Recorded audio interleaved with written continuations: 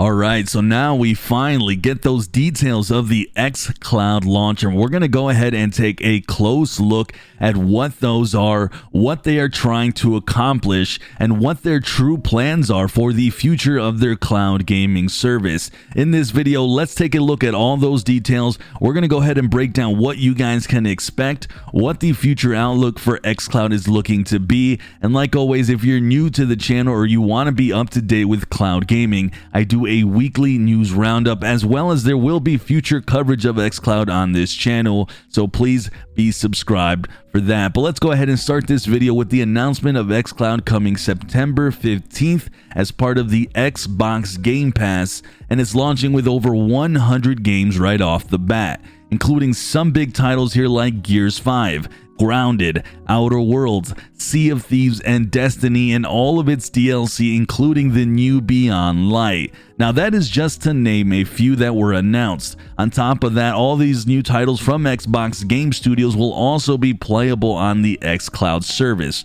all for the low price of $14.99. On top of all this news though, we also have Xbox launching to 22 countries, including a notable country here in South Korea that has the fourth largest mobile gaming market in the world, with more than half the South Korean population playing games mobile, and they have spent a total of $5.6 billion on mobile titles in 2018. So that alone right there is pretty huge for xCloud. They also noted that they're going to be all in on enhancing the mobile gaming experience by partnering with Razer, PowerA, 8BitDo, and Nacon to create new accessories designed for cloud gaming, like Xbox exclusive brand controllers that split apart and attach to your phone, as well as clips, bags, and an array of travel accessories as well. They also noted that your experience will travel with you, including your friends list, achievements, controller settings, and save game progress so you can play on your Xbox,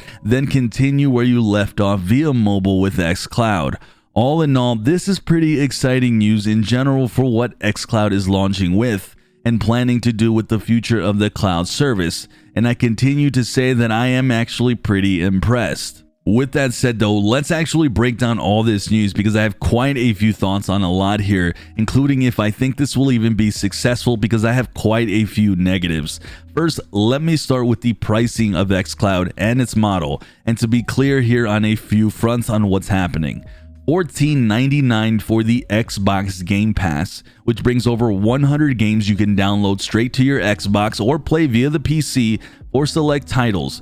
But the xCloud portion of this is actually being added as something quote-unquote free.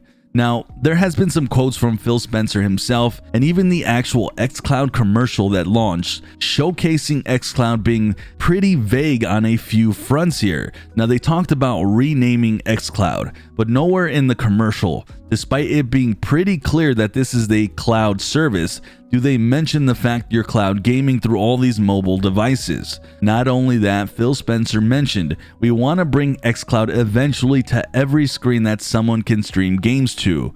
Right now, we're just saying mobile. There are discussions going on and we're working through things. Now, from all the things that I'm gathering from the commercials to the wording, right now xCloud, when it does launch on September 15th in a worldwide release beta, they are not using the word beta, but really essentially this is a beta test worldwide. Not only that, but they are clear on the marketing that they aren't trying to put any true real eggs in the cloud gaming basket just yet. That to me is also evident because xCloud still hasn't upgraded to the new Xbox Series X blades, and it won't happen until 2021. Now, a sidebar on that news. If I was Microsoft, I actually wouldn't even release xCloud until then, but I digress. Here we are anyways, and it's clear to me from the investment in the new accessories that they're going to do and the fact that they're going to upgrade at some point that they are going to take xCloud pretty serious down the line, but that it's more of a side benefit right now. There's also another quote here from Phil Spencer that says, many times the first time I play a game will actually be on xCloud, so I can go and use it as my snackable trial experience. And there it is again, folks, a snackable trial experience. It almost feels like mixed messaging. Hey guys, we have this neat cloud gaming experience, but if you're not into it, you can use it as a demo for games, or whatever. Play your games all over the place like in this cool commercial. That's kind of the vibes that I'm getting. Now, it's really interesting to see how they are really all over the place with this marketing. The signals overall in 2020 right now tell me that this is 100% a beta. They don't expect anyone to actually be on Game Pass just for xCloud, and that they honestly don't have much confidence just yet in their cloud service because it is being tacked on as something free right alongside everything else. But it's a neat perk because you can play via mobile. I mean, for instance, there is no mention of really buying a game specifically for xCloud and keeping that game in your library. We have another quote here from Phil that says, "Over time, we will continue to expand how we introduce streaming as part of the platform and playing games that you own that aren't part of the subscription." Now, once again, we don't know if any of these 100 games will continue to remain there and if it'll just be a revolving door. Will you be in the middle of an adventure on a game like Minecraft Dungeons, but then it leaves the service and now you can no longer play that game via xCloud? My guess is that that won't be the case, but these are still important questions to ask. Being able to own a game separately from xCloud and launch it without being on that $14.99 Game Pass is going to be key. Something currently like Stadia's model of buying a game and always having access to it. And other separate questions will continue to remain. Right now, out of all the cloud services that I have tested with my 1 gig internet, we are talking GeForce Now, Stadia, Shadow. xCloud is by far the worst performing, and it's not even close. I mean, I can play an indie game and I'm going to have various moments of instability with that indie game, but then I launch a game with a bit more horsepower like Madden, and all I get is nothing but skips and lag, and it's just an awful experience.